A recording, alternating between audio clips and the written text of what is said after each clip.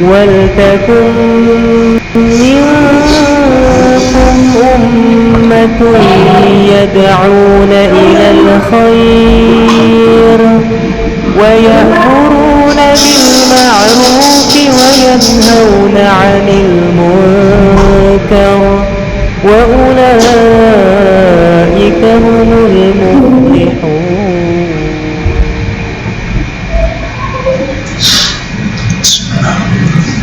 Assalamualaikum warahmatullahi wabarakatuh. Alhamdulillahirrabbilalamin. Kita puji Allah subhanahu wa ta'ala. Pada kesempatan ini kita kembali bertemu pada kuliah Al-Islam Kemuhammadiyahan 6. Kali ini kita lanjutkan kuliah kita tentang ilmu falak, yaitu menyangkut tentang waktu dan tempat di bumi.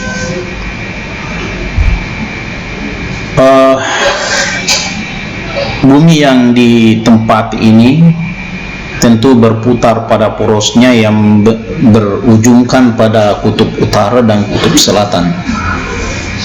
Perputaran bumi pada porosnya dinamakan rotasi.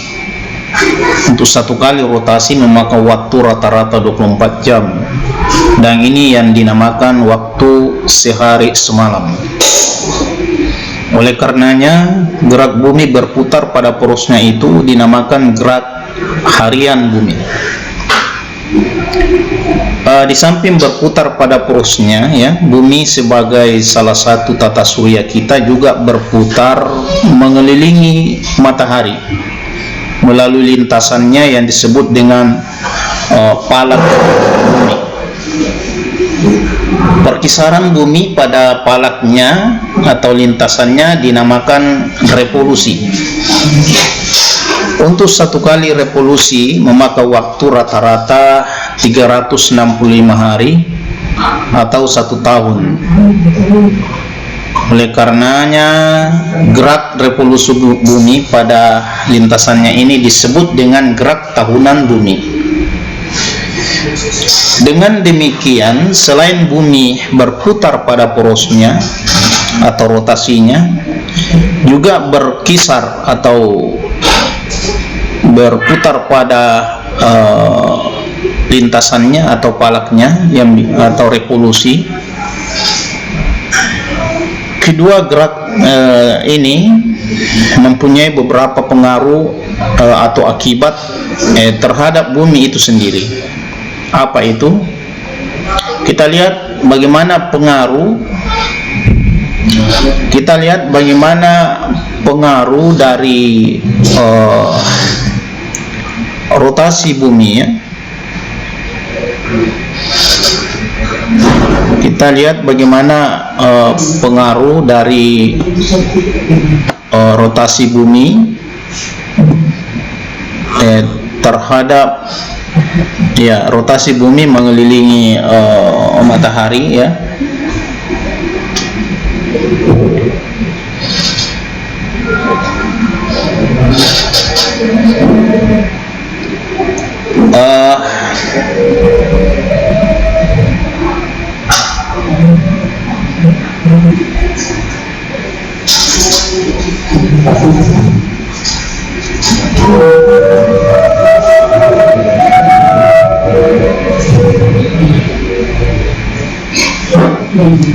Ada beberapa pengaruh rotasi bumi, ya. Yang pertama tentu terjadinya pergantian siang dan malam.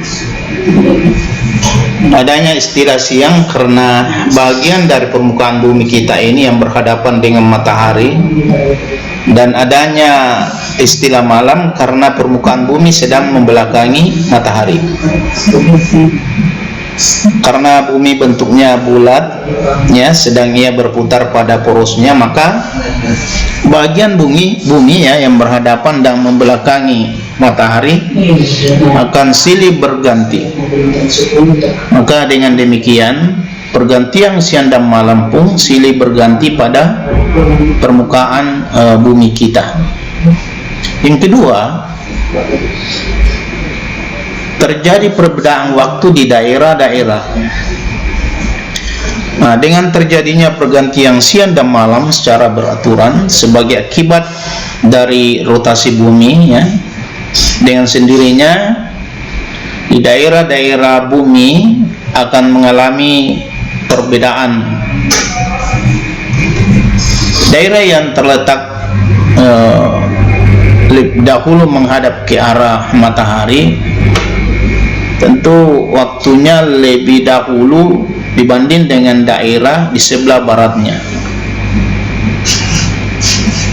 Apabila di Jayapura umpamanya sedang maghrib, ya, atau terbenam matahari, maka pada saat itu di Banda Aceh masih belum tiba waktu maghrib, sebab Banda Aceh tempatnya lebih ke barat, ya, daripada Jayapura. Demikian juga misalnya di Banda Aceh sedang terbit matahari sekitar jam 6 misalnya, maka di Jayapura sudah berlalu, ya, waktu terbitnya matahari. Selanjutnya, ya, terjadi gerakan semu atau nisbi pada benda-benda angkasa. Bumi berotasi pada porosnya dari barat ke timur. Dengan demikian terlihat oleh kita seolah-olah benda di angkasa seperti matahari, bulan, dan bintang yang ada di langit, ya, beredar dari arah timur ke barat. Jadi, ya, padahal kan, ya, kita semua paham bahwa itu tidak bergeser dari tempatnya. Jadi peredaran benda-benda angkasa yang nampak dari timur ke barat itu merupakan gerakan semu, ya, akibat dari rotasi bumi kita. Selanjutnya, ya, terjadi pergantian air pasang dan air surut di lautan. Matahari dan bulan kan mempunyai gaya tarik, ya, terhadap bumi.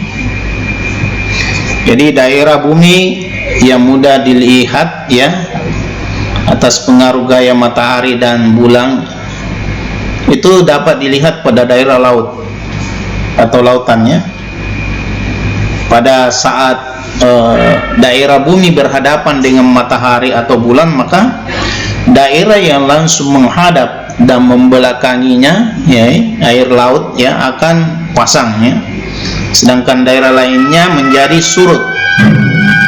Dan karena bumi berotasi, maka dengan sendirinya daerah-daerah lautan yang pasang dan surut juga bergiliran mengalaminya, ya. Dan karena bulan jaraknya relatif dekat dengan bumi bila dibandingkan dengan matahari, maka daya tarik bulan pada saat purnama lebih besar.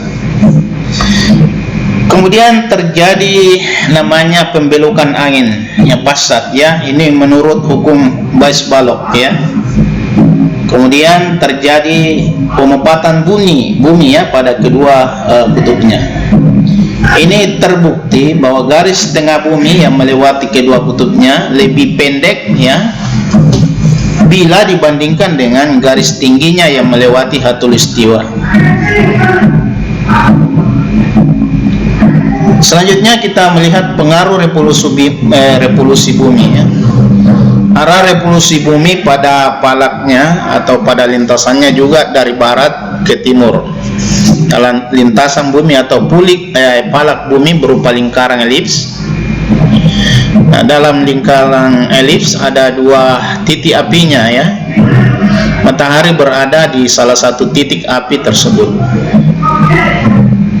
Sekiranya posisi kutub bumi tegak lurus, yaitu 90 derajat pada lintasan palaknya, maka tidak akan banyak pengaruh rotasi bumi terhadap bumi itu sendiri. Tapi karena kutub bumi membuat sudut 66 derajat 30 detik, jadi sudut kemiringannya sama dengan 23 derajat 30 menit, maka pengaruh revolusi tersebut sulit dihindari. Ada 4, ya, tanggal penting yang perlu dicatat.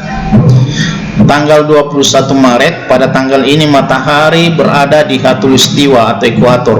Ini berarti daerah bumi, ya, pada lintang 0 derajat dilintasi langsung, ya, secara tegak lurus oleh matahari.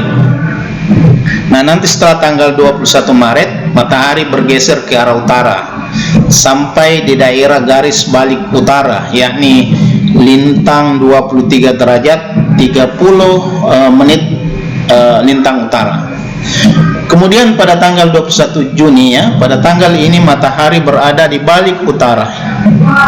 Jadi biasanya itu matahari tidak tegak lagi ya di atas kita, tapi dia ke arah utara. Ini berarti daerah bumi ya di lintang 23 derajat 30 menit utara itu dilintasi langsung secara tegak lurus oleh matahari. Kemudian matahari bergeser kembali ke arah khatulistiwa. Tanggal 23 September ya, pada tanggal ini sampailah kembali lintasan matahari di khatulistiwa. Dengan demikian daerah bumi pada lintasan 0 derajat dilintasi kembali oleh matahari setelah tanggal 23 September ini ya. Matahari ya ke arah selatan sampai ke garis balik selatan, yakni 23 derajat 30 menit lintang selatan. Kemudian pada tanggal 22 Desember pada tanggal ini matahari berada di garis balik selatan. Ini berarti daerah bumi di 23 derajat 30 menit lintang selatan dilintasi langsung secara tegak lurus oleh matahari. Kemudian matahari bergeser kembali ke arah khatulistiwa. Pada tanggal 21 Maret tiba kembali melintas di khatulistiwa sebagaimana yang telah dikemukakannya. Dari data ini berarti ada daerah-daerah bumi yang sama sekali tidak pernah secara langsung dilintasi oleh matahari, yaitu daerah-daerah bumi yang berada di utara ya, garis balik utara, dan selatan, garis balik selatan. Di samping itu berdasarkan data yang telah kita sampaikan ya, berarti lama masa siang tidak selalu sama dengan lama masa malamnya. Sinar matahari tentu besar sekali pengaruhnya terhadap kehidupan di bumi. Oleh karena itu perubahan lintasan matahari terhadap permukaan bumi mengakibatkan terjadinya perubahan musim di bumi, khusus untuk daerah-daerah di belahan bumi utara, daerah yang terletak di sebelah utara garis balik utara dan di belahan bumi selatan ya. Daerah yang terletak di sebelah selatan garis balik selatan itu mengalami 4 musim. Ya, ini dapat misalnya kita lihat ya, ada musim bunga, ada musim panas, ada musim gugur, ada musim dingin. Nah, untuk daerah-daerah yang terletak setara ya, garis balik utara dengan balik selatan hanya mengalami 2 musim saja, yaitu musim dingin dan musim panas saja. Sedangkan untuk daerah Indonesia kita ini negara kita mengalami musim kemarau dan musim penghujan, karena selain Indonesia berada di daerah tropis juga terpengaruh adanya angin musim atau angin musim. Akibatnya ya ada pengaruh matahari terhadap benua Asia dan Australia. Nah, berdasarkan apa yang saya uraikan ini, maka saya dapat menyimpulkan bahwa akibat revolusi terhadap bumi sendiri adalah: pertama, terjadi perubahan lamanya siang dan malam; kedua, terjadinya pergantian musim. Nah, di samping 2 akibat ini masih ada satu macam akibat lagi yang penting tentang revolusi bumi, yakni terlihatnya rasi bintang yang beredar dari bulan ke bulan. Jumlah rasi bintang yang secara bergilir nampak di bumi dalam 1 tahun ya, ini bisa banyak ya terlihat. Tak usah saya sebutkan, ada Aries, ada Taurus, Gemini, ada Cancer, ada Leo, ada Virgo, Libra, dan seterusnya. Ini kelihatan sesuai dengan masing-masing waktunya ya. Kemudian di Indonesia juga begitu. Nah, kalau matahari telah bergeser dari Aries ke Taurus, terus bergeser dan akhirnya sampai ke Pisces, maka telah berlangsung 1 tahun yang disebut dengan 1 tahun tropis, memakan waktu kira-kira ya 365 hari ya. Dan jumlah waktu tropis inilah yang dipergunakan orang untuk menentukan tahun Syamsiah.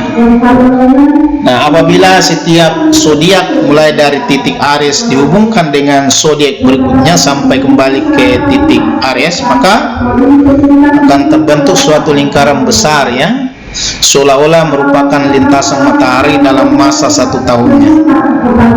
Saya kira cukup dulu, ya. Insyaallah nanti kita akan lanjutkan dengan kuliah tentang lintang dan bujur. Ya, mohon maaf Anda sekalian agak ribut sedikit, ya, karena rupanya di sebelah ruangan ini ada acara, ya. Kita agak sedikit terganggu. Saya akhiri, ya. Mohon maaf atas segala kekurangan. Nasrul minallah fatul qarib wa basyiril mu'minin. Assalamualaikum warahmatullahi wabarakatuh.